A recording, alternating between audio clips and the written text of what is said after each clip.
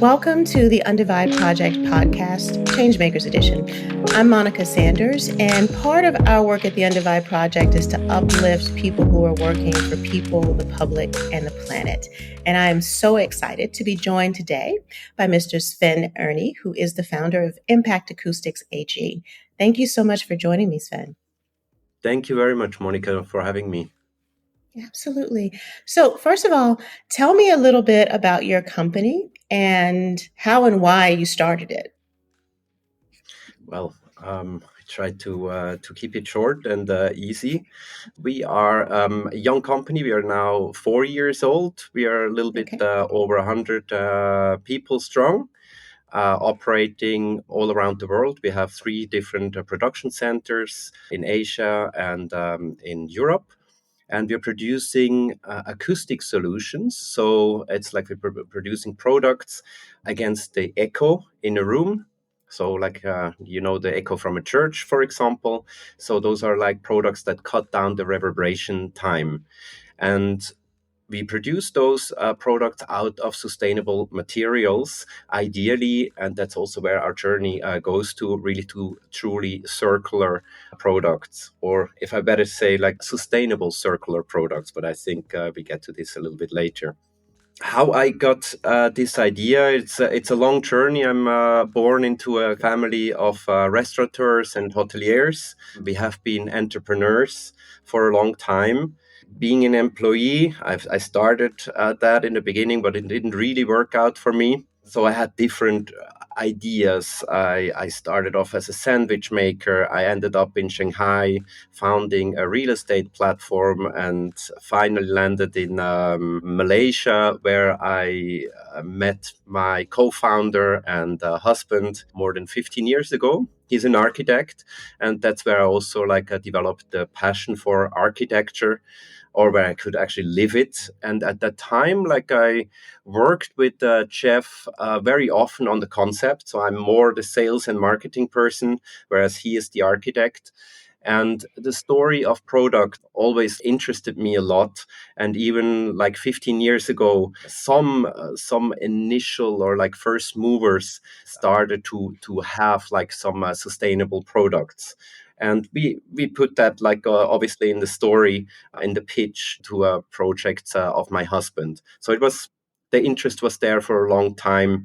Sustainability itself reached even further, back to the 90s, before I finished my studies, where I really liked some of the first UN reports. And I was amazed what actually is happening to our planet, and that everyone is fully ignoring it. Yeah. And back in 2019, I was working for someone, and I kind of had enough. And I thought, okay, let's try it once more. I have to say I was not always successful. I was actually not successful before Impact Acoustic, doing my own business. But I thought it's the time now, beginning of my 40s, to start once again. Yeah, that's where we are. Yeah, thank you for sharing that. And I love that because, we did an interview together for Authority Magazine for the folks who are listening. And I read, that you looked at those reports that were coming from the IPCC in the 90s. This was around the same time that Al Gore did the documentary Heat, which was something that I watched when I was in college. And I watched this and saw all of these things happening and had the exact same reaction that you did. It's like everyone's ignoring it. Or even in the worst case scenario, a term that, we both have highlighted and take issue with, we're greenwashing or gaslighting us since the 90s. And now we find ourselves in 2023 still experiencing this and wondering what we can do ahead of 2030. And I think a lot of people just felt a push to jump in and do what they can. And you found a great potential solution to it. Look, I did want to ask you something. And I suspect some of the inspiration may have been coming from your comment, is that when I was looking at how you all do business, and you use the term sustainability and circular economy, but I noticed that there is accountability at every part of your supply chain. And even in some of your CSR work, you partner with nonprofits and other initiatives that are aligned along the same values. How do you execute that? Because that's a lot to be done from the point of view of an entrepreneur. So how do you actually make all of this happen? That's probably like the beautiful thing about being an entrepreneur, creating your own schedule so you can move forward a little bit faster. So they're like shorter decision making or processes, but there's no other way to say, like, we do a lot of things parallelly. Each day we are happy for the new things that we achieve, and we look at the things that we did yesterday that we can actually improve. I can definitely say, like, Jeff and I um, are important at the moment, at the current stage of the company, really to continuously push. So we took ourselves completely out of the operations of the day-to-day business. So I'm not selling anything anymore, but like I'm selling my passion. I'm leading our people, and like what really like makes me the happiest if I can convince other people, like in a talk or in an email, of great ideas, or like just push everyone, push, and how can we do it better? How can we truly like develop sustainable decisions? So we started with the PET upcycling PET bottles, and we quickly run into issues that, like, the big producers of PET, like PepsiCo, Coca-Cola, Nestle, and Suntory, like they wanted our products to use them in all their offices. And I thought, oh, that's not really the right way, because we are not for PET bottles. We are against it, and it's a very, Right. very silly game, like to fill in tap water or filtered water in a plastic bottle, when we should actually, or our governments should actually, look out that our tap water is safe to drink. So, Yeah. and all this money that we spend on buying tap water in plastic, if that money could be invested in safe water from the tap, like that's a solution. So we decided, like, really, like, and I can tell you, like, our board was not happy or amused at all when Jeff and I told them, look, we're gonna turn down PepsiCo. It was actually a new headquarter of PepsiCo in the US for Uh-huh. more than 400K. That was in our second year, so we barely were profitable. And then we turned down this, for us, this huge business at the time. It's still a very nice sum, obviously. And Right. we turned down between $1 and $2 million in projects from those companies. So I think it's really, that's what I want to do. That's what the produce, what comes out at the end, is is a product that is good. It's not good for the environment. Anything that goes out produces something, but it's better than all the other products, building products, or the substitutes to our product. It just makes it a little bit better, but more importantly, we have to talk about it.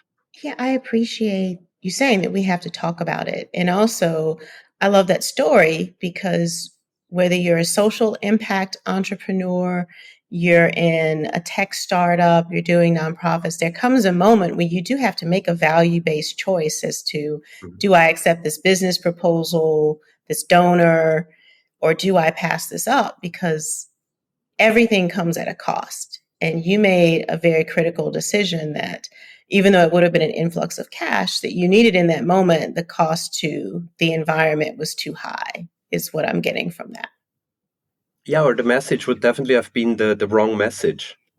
When you are talking to other entrepreneurs, particularly when we're thinking about people who are starting businesses in the generation just a little bit younger than us, because I think we're both around the same age. And we're in this place where we're making the way for what we're going to leave to the next group of people. When you're talking Yeah. to entrepreneurs who are coming up just a few years behind us, what is some of the advice that you give them? What do you tell them about their journey? Or what would you tell them about their journey if you haven't had the opportunity yet? The one and only advice, I'm always amazed about the new ideas. The most important thing for an entrepreneur is to have the finances in place. That's before everything, because we cannot make an impact, we cannot change things if we don't have like our cost and the finances in place. So with all the products that we do, and I think that's the interesting thing, sustainability. We pay more for recycled PET plastic from recycled bottles, or I would say, like, we use it's a funny term. Like we use post-consumer content. You know what's the contrary? Pre-consumer Consumer content. And what is content. pre-consumer content? Like in our heads, we think it's pre-used, but pre-consumer content is nothing else but virgin material. Right. All our competitors, like more than 95% of our competitors in this PET recycling process, they don't use recycled material. They say they use pre-consumer, which is just virgin material, which is not recycled. So it's quite like this mind game. It's really it's important to make an impact, to grow. We want to do it sustainably, so we pay more for the actual good stuff, for the recycled thing that actually makes a difference, but at the same time we have to make money. Only when we Right. have when we have money, we can invest it into marketing. We can get louder, we can be heard. So it's really important. Even for NGOs, they must have. I mean, we also have NGOs, and hopefully there are more impact NGOs in the climate justice. But it's really important also for them that they have the finances under control. They have their donors under control and their spendings, because otherwise they don't get anywhere. Yeah, exactly. It's when you're talking about finance, and earlier we're talking about our financial system, this is part of operating in capitalism. And earlier you were telling me a story about an interaction with, I'm guessing this was the president of UBS, and discussing where No, we but are in it was really capitalism high now, up.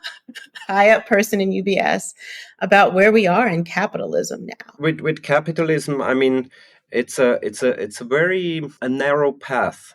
But I learned that day when I had this conversation, on the same day I learned, I did not know about that there's three different levels of capitalism. There's the very early one during the colonization of our planet. Then the high capitalism, or the height of the system, was during industrialization.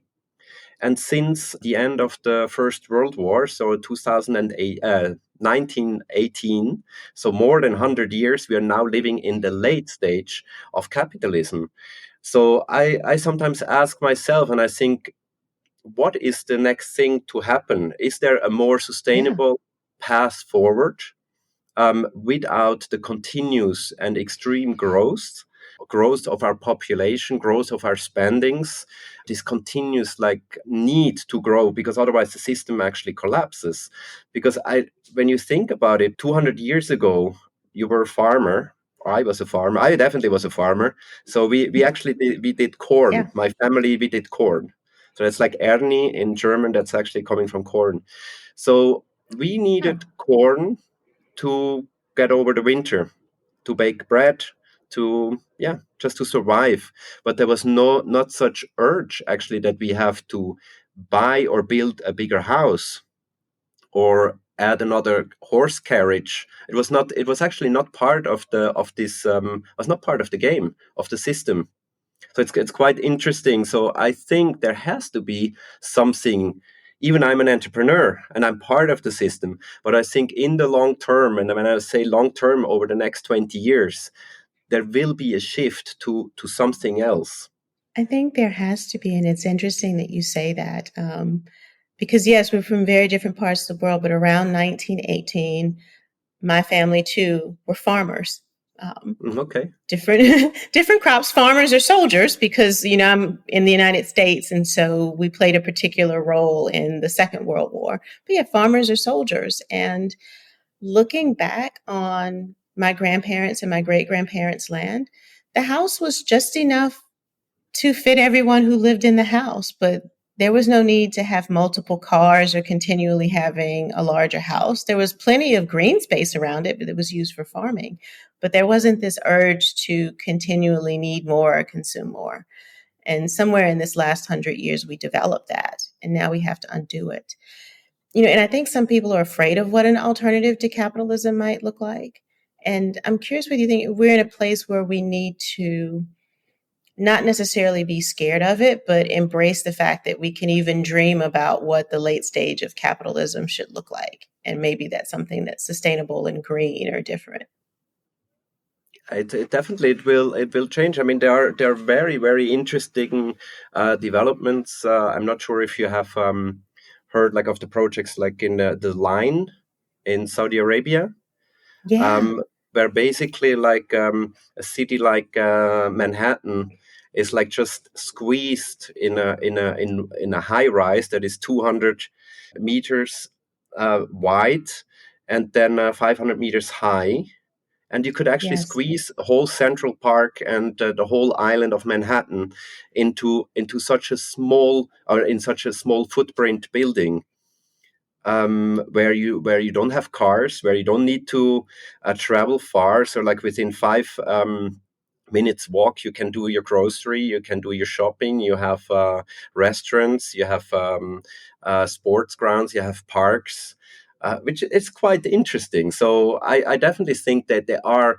We don't have to. You use that word like to. Now we have to undo it. I think it's not something undo. It's a better form that we have to go participate and embrace. I think it has something has to change. There will be some parts that we simply don't feel to need anymore. But first, we need to develop the architecture around or the system. Yeah, I think maybe not undo, because again, that is a fear inducing term that I use for some people, because undo Yeah, means that we're in this space where I think in order to move forward out of this position where we're over consuming and overgrowing, that somebody has to lose something, as opposed to you just may exist in a different way. It doesn't necessarily mean that there's yeah, winners or losers. exactly, exactly. um, as we're talking about this, we're talking about, urbanization and like what capitalism will look like next, or what a new financial system or some reoriented financial system will look like. But, as we're talking about the decisions we have to make, you and I were discussing young people and how the decisions we make now affect them, or what kind of systems and planet are we leaving them with. And I'm just curious about you speaking more, from the work that you do and also your personal perspective, what we should be doing now to offer them something at least marginally better than what we're giving them right now in this deeply climate impacted state that we're in today in August 10th of 2023. So difficult questions. I I know. think. Yeah. I mean, Well, it's like when I look like in the like our company is like deeply rooted in social media, and if I look at my godson, yeah, how they are at the new developments in social media, and what even more. So at the moment, it's all about spending. I mean, yes. when we were in school, like we didn't care what sneakers we were wearing. It was like who could No. climb the higher tree.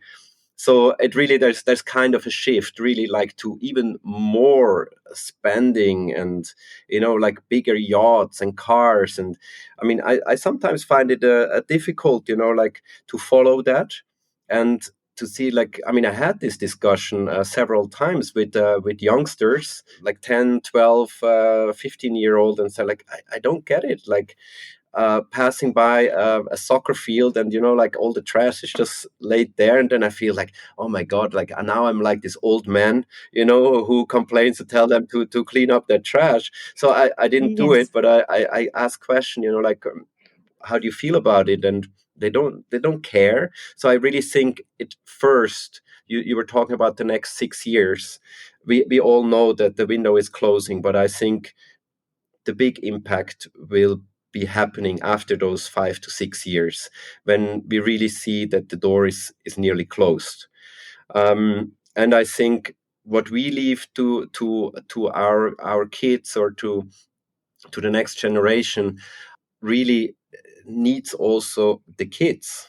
So it's the whole, it's everything. I mean, Yeah.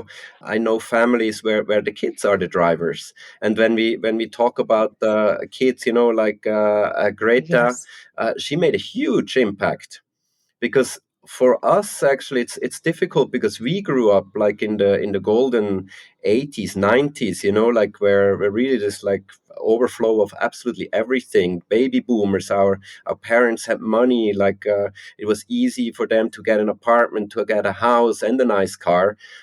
Which is much more difficult now if you just have a regular job. It's nearly impossible to live somewhere where we grew up, um, with a normal job. So I think it's not what we leave, but I think we have to get a little bit closer to the edge altogether before the masses, that the critical masses to really get change really rolling, can make a difference. So I think people like you and like me, we are the forerunners. We can start the conversation, but we also have to know, like the limits. And I think sometimes when I watch Al Gore, I feel like, like he really, like he loses it. He doesn't understand why no one is following, and all like it's really crazy. And I think we still have to know how to live our life, and do the right influence, to the next generation and to the others, I put it, or like to the non-believers. Let's put it like this. We just Yes. do the job that we do as a forerunner, this like 20 to 25%, but we need another 20% to actually start the change to actually happen. Yeah, and I think that some of that it is having those conversations. And I agree with you on all fronts. I'm disturbed at some of the social media influencers. And while my work also, because part of this conversation is meeting people where they Mhm. are, and they are on these platforms, irrespective of what I feel about them. But it is a conflict because we're there trying to talk about climate justice and sustainability. And I see sitting right alongside that people promoting yacht lifestyles or these incredibly consumptive lifestyles and a number of other toxic behaviors that are beyond the scope of this that I see young people engaging in. And trying to break through that is work, but there's real work because you mentioned Greta, and she inspired a number of young people to start thinking about this and to start activating. And I draw inspiration from that and hope that at least some of those 25% will join us, and get civically engaged. I'm not sure about in Europe where you are, but in the United States, millennials and Gen Zers are about to make up almost Crazy. 40% of Yeah. the voting population, which means the United States, isn't it crazy? They're going to choose the next president of the United States. So if you all are listening, whatever we do, you all will, if you show up and you turn out and vote, you will choose the next president of the United States. And so, what kind of Mhm. person do you want to emulate? Do you want to have in that seat? Is the big question that they're going to have to answer. So there's a big charge on all of us to get engaged across, And to take different disciplines. responsibility. So it's not. I mean, we can show them, that Yeah. it is cool and that we can be successful even in a sustainable way, and that we don't need the yacht and the Rolls Royce necessarily. So we can influence like this Gen Ys and Zs, like to really to think a little bit out of the box, and yeah, to really take care of the planet. And I was not aware of that in the US. I mean, it's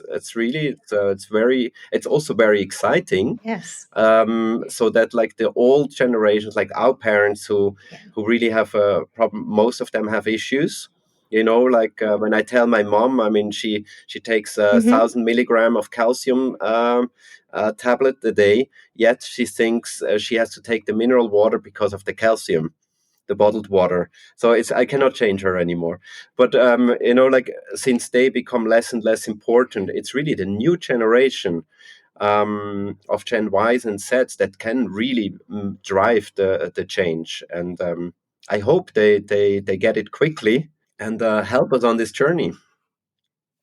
I think they will because they are the ones that will foster the change. And it's through the example of folks like you and other people in our generation I consider My positionality and that of colleagues is Hmm. we're educators and waymakers at this point to offer our experience to people who are willing to accept it and to come with us, but also to help them find their way and to open doors for them to walk through Yeah, in these absolutely. challenges.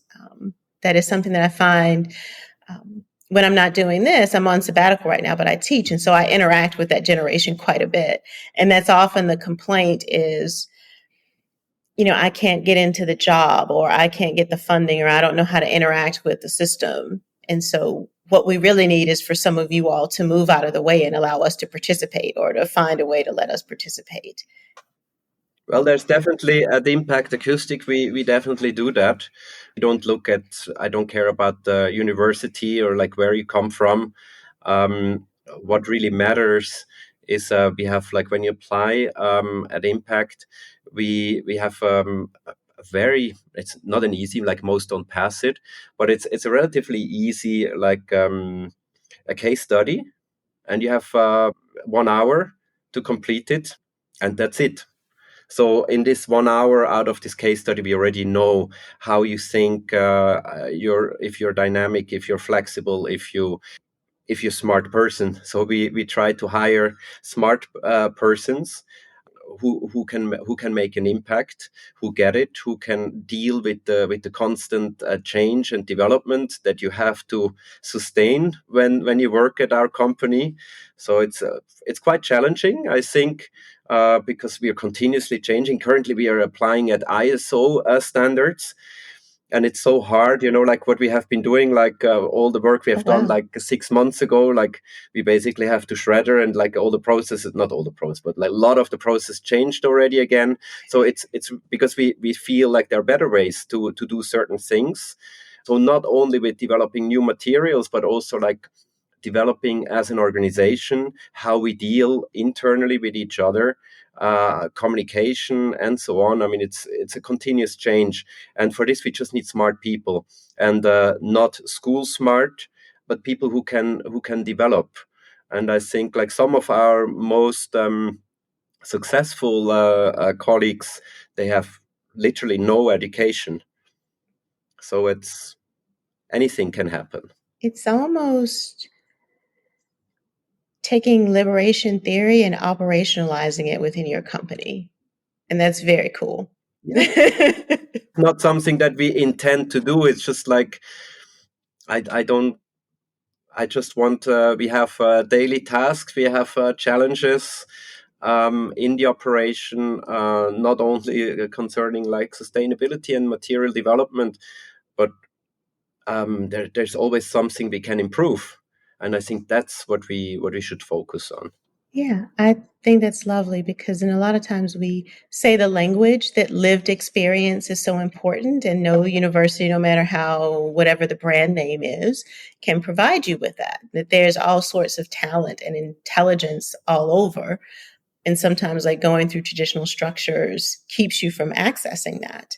But you're one of the first people that I've spoken to that actually takes that lived experience and incorporates it into your company, which is a different kind of Yeah, maybe. justice, right? No, no, no. I didn't think it I through, don't know but if you thought I it through think or it's not. probably a little bit. Like we all have been like in this university, and like we had like this top 20% of like the super smart guys or girls, and when I look back, like actually not many made it through. Um, I know one that I can Yeah. recall. Amazing, amazing person. Um, but then it's like the midfield, or like just someone who was given a chance. And because I had a lot of changes during my career. I did a lot of different things, like what I mentioned in the beginning, and people didn't take me serious anymore because I failed. I failed many times. My family didn't take me serious anymore and said, "Oh my God, what's the next thing now?" um, so I think through that, and I didn't change. I always had this in me. It was just like probably at the wrong place, the wrong time, and circumstances didn't add up. But it was always I didn't change. I was the same 20 years ago. So also like age doesn't really matter. I mean, of course, like when you're older, like you made more mistakes, that helps. But the passion, which is the most important thing, and the willingness to stay on something for a long time, even you fall sometimes in between, and to get up and to continue, that's the most important thing. And you have that at 25 the same way as you have it with 35. I mean, you don't change your personality. Yeah, that's true.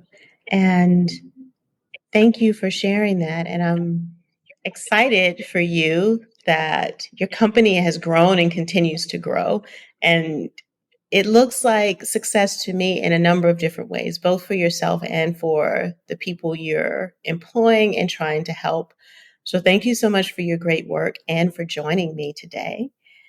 Thank you very much, Monica, and I hope we can repeat that sometime in the future, when our paths cross again.